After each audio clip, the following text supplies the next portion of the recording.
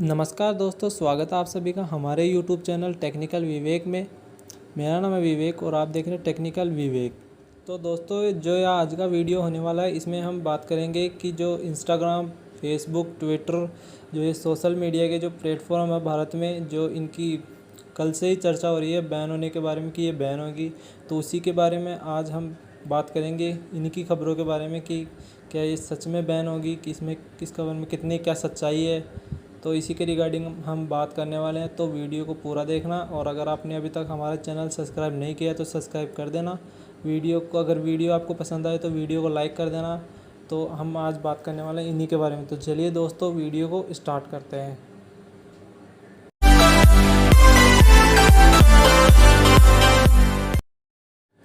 तो दोस्तों, हम सबसे पहले बात करते हैं कि क्या ये एप्लीकेशन बैन होगा या नहीं होगा। तो इसी के रिगार्डिंग हम बात करते हैं। तो दोस्तों, इसके लिए आपको कुछ थोड़ा बहुत समझना होगा इसके बारे में, तो वही मैं आपको बताने की कोशिश करता हूँ। चलिए दोस्तों, चलते हैं आगे वीडियो की ओर।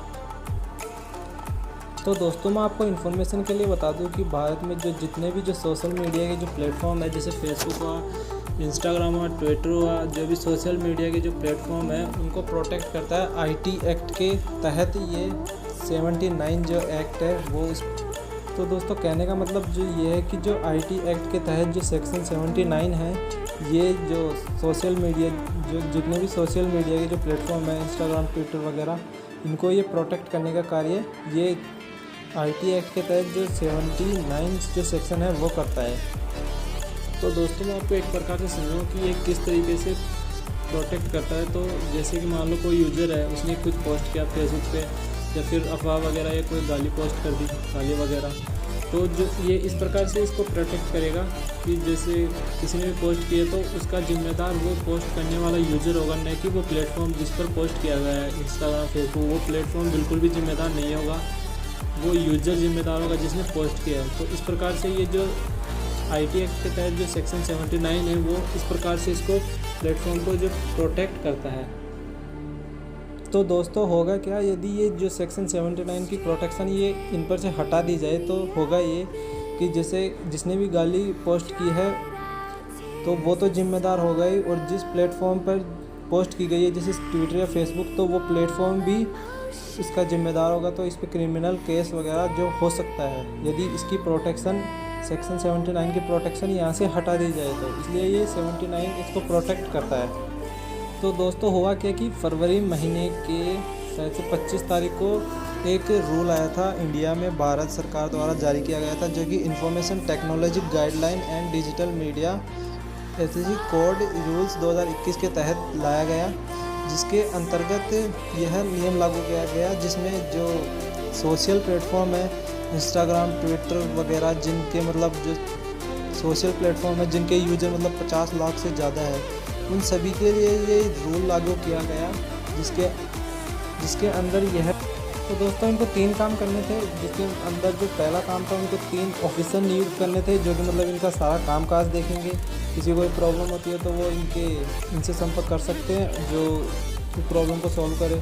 दूसरा जो इनको काम दिया गया था वो था फिजिकल एड्रेस प्रोवाइड करना अपने प्लेटफॉर्म पर, और तीसरा था स्विफ्ट ग्रीवेंस, जो कि उसी की तरह है, मतलब जो कोई प्रॉब्लम हो तो ये सॉल्यूशन वगैरह 15 दिनों के अंदर 15-20 दिनों के अंदर ये सॉल्यूशन करके दे। तो ये इनको 3 काम दिए गए थे।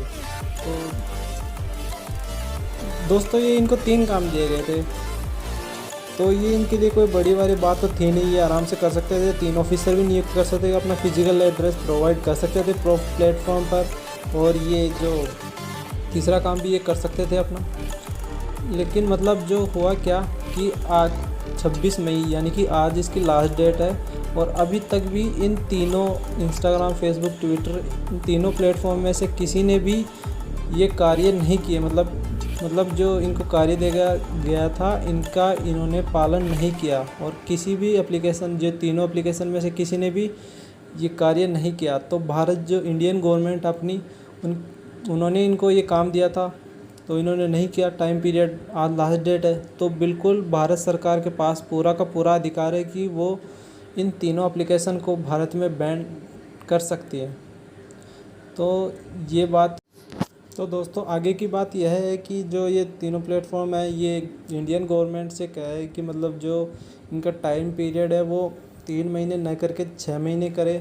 तो इंडियन जो अपनी भारत सरकार है उनके द्वारा टाइम बढ़ाया भी जा सकता है, और अगर इनको बैन करना चाहे तो कर भी तो दोस्तों ये तो हो गई बात की जो इंडियन गवर्नमेंट ने इनको निर्देश दिए थे, जिनको इनको मानना था 3 महीने के अंदर अपना काम पूरा करना था। तो अब आगे क्या होगा, तो आगे जो अपनी जो भारत सरकार है अगर क्राइटेरिया के अनुसार देखे तो वो इनको बैन कर सकती है, क्योंकि जो इनको काम दिया गया था वो इन्होंने नहीं किया। 3 महीने का समय था, आराम से ईजी से काम तो कर सकते थे आराम से। लेकिन इसमें एक दूसरी चीज़ और थी। वो दूसरी चीज़ क्या थी कि भारत जो सरकार ने है ना, वो इसमें दूसरा निर्देश और दिया था कि मतलब जैसे किसी यूज़र ने मतलब फेसबुक पे कोई गलत पोस्ट कर दिया, ऐसा मैसेज कर दिया जो मतलब किसी कम्युनिटी को हेट करे, तो मतलब जो कोर्ट केस वगैरह चल रहा है, तो मतलब इनका निर्देश यह था कि जो इंस्टाग्राम, फेसबुक, ट्विटर है, वो जो उनकी पर्सनल जो डिटेल्स है वो कोर्ट को चाहिए, तभी तो मतलब उनकी जानकारी प्राप्त कर सकेंगे। तो मतलब इनका दूसरा ये भी था। तो मतलब अब फेसबुक, इंस्टाग्राम वगैरह ये इन पे होता क्या है कि जैसे हम व्हाट्सएप पर किसी को मैसेज करते हैं तो या तो वो मैसेज हम देख सकते हैं या फिर जिसको प्राप्त हुआ मैसेज वो देख सकता है। बाकी बीच में जैसे हम मैसेज सेंड करते हैं तो वो कूट भाषा में चेंज हो जाता है, और मतलब हम या तो हम देख सकते हैं या फिर जिसने प्राप्त किया वो देख सकता है, दो ही बंदे देख सकते हैं। तो ये बात है मतलब। तो कहने का मतलब जिसे हम किसी को फ़ोटो वगैरह भेजते हैं तो मतलब ये कूट भाषा में इनक्रिप्टेड हो जाता है, और अगले वाले जो प्राप्त करता है उसके बाद में जो उनके पास जाता है तो वो डिक्रिप्टेड हो जाता है, जो मतलब अगला आदमी देख सकता है।